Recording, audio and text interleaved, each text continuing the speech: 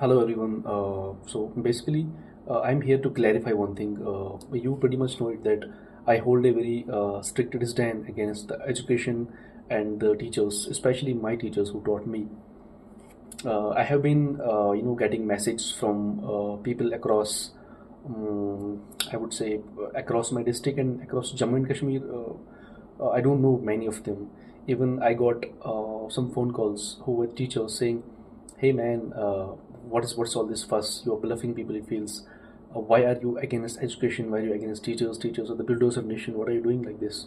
So I couldn't resist myself, but make a video out of for it because I believe if I wrote down something in response, it would not serve the purpose. So I thought, let me come on camera. I'll speak for about 2 or 3 minutes, not more than that, because I know that people have short attention spans. It's those choppy rhythms, swiping and scrolling, doom scrolling. Nobody will watch the 1 hour video. Otherwise, I will make a 1 hour video for sure because I have a lot of reasons to back it up. So basically, why I am against the education system and the teachers and all, I'll clarify it. I have a lot of reasons piling up, but I'll give one of the reasons, not all of them, because keeping the shortage of time under consideration. So first thing I need to clarify is that I'm not against the education itself, but I am against the way it is designed, the way it's being taught in the schools. I'm not against teachers basically, but what I am against is like how they are teaching students, their mechanisms, the protocols we have in our schools, stuff like that. Coming to the point, I have one of the reasons that is clarifying. That's a strong evidence which will carry a heavy weight when I'm sort of proposing my argument in front of everyone. I remember that long ago, I guess it was somewhere around in 2020, I guess. I applied for a company. It was a multinational company. It was an American company, one of the giant companies, my dream companies. And I applied for a job. The pay band was very good. The pay base was very well. After making it all the way, up to the assessment and all, there was an interview process. I was pretty much excited that I have to, go for the interview and all. So once I had a Zoom meeting, there were 5 or 6 persons. It was a panel sort of a thing. So there were some experts, and I was pretty nervous, but I was trying my best of level to hold my horses and give the best possible answers. So when I was giving the interview, I made it pretty. I mean, all the way till the end of the interview, I made it properly well. They asked very intriguing questions, thought-provoking questions. There were some puzzles to solve. There were some, thought-provoking questions. They asked me some scenarios. They put me in the spots, and they asked me some thought experiments, some technical things, jargony stuff. I was able to make it up, all the way till end. But then at the end, lo and behold, what happened that blew me completely away. I even still regret that point. One of the panelists, I guess he was head of them.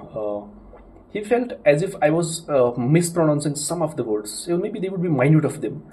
And he asked, Manzoor, congratulations, you have made it up to the end. But I'll slightly ask. I'll ask you, 4 or 5 word assembly, and you need to answer them. So I was pretty confident on my part. So he asked actually a bunch of words. I don't remember all of them, but a few of them I remember. One of the words where he asked me, could you pronounce health? And back then I did not know how it is properly pronounced. Instead of saying health, I said it's pronounced as health. Secondly, he said, could you pronounce the word facade? And back then I that time pronounced it as a facade because I didn't know how to pronounce it. Nobody has taught me that. Had taught me that. Then third thing he asked was, could you please genre? And I back then responded with genre, which was wrong on my part, and I was fumbling in between because some of the words were very tough. Then he asked, could you please pronounce cliche, which I pronounced something wrong, cliche or something. I don't remember properly. Then he asked me, there were other bunch of words which I don't recall because my memory is pretty weak and fleeting in that I don't retain information that much. So my point of saying is that I made the interview. I mean, those 2 hours were rigorous. I made it up to the end.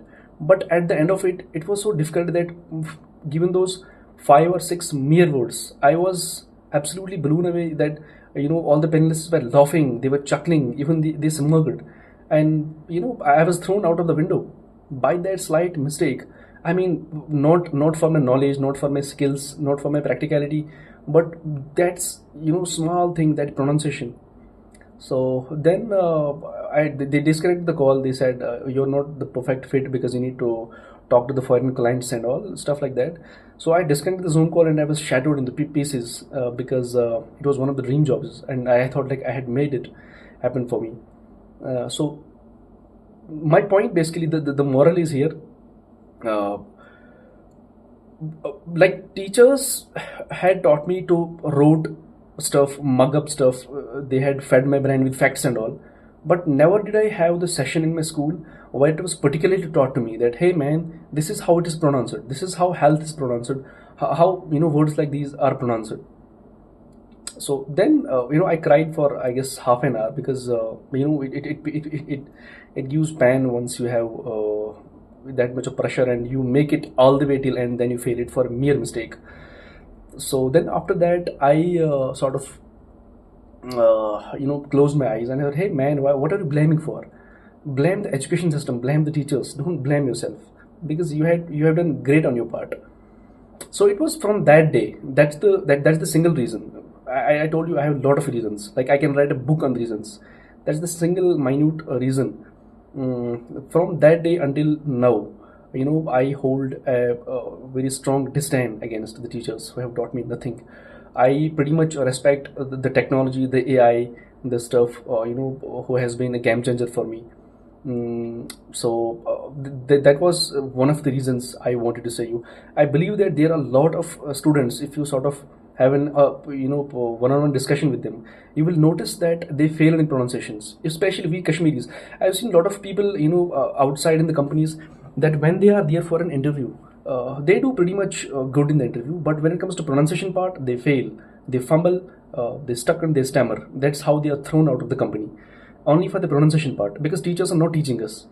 So it is my hand-folded request for all the teachers who are watching this or may watch in future, that please, if you are teaching in a school, please have a session on pronunciation. Take it very seriously. Clear out the fundamentals for students so that they can have a bright future, because government jobs is not the only thing they're going to have, given this irregular dynamics and the vast number of people, this rat race and cutthroat competition. Maybe other companies will be offering them the opportunities, but if they don't know this basic mere skill how to pronounce words, nobody will hire them. Nobody will give them the jobs. So it's a handfolded request for the teachers, whoever is watching this or may watch it in future, maybe decade down the line, 2 decades down the line, whenever, that please have a session and make an arrangement of this pronunciation stuff that should be delivered in the classroom every single day, so that the students will not be lagging behind and they can make a pretty much living out of it. Thank you.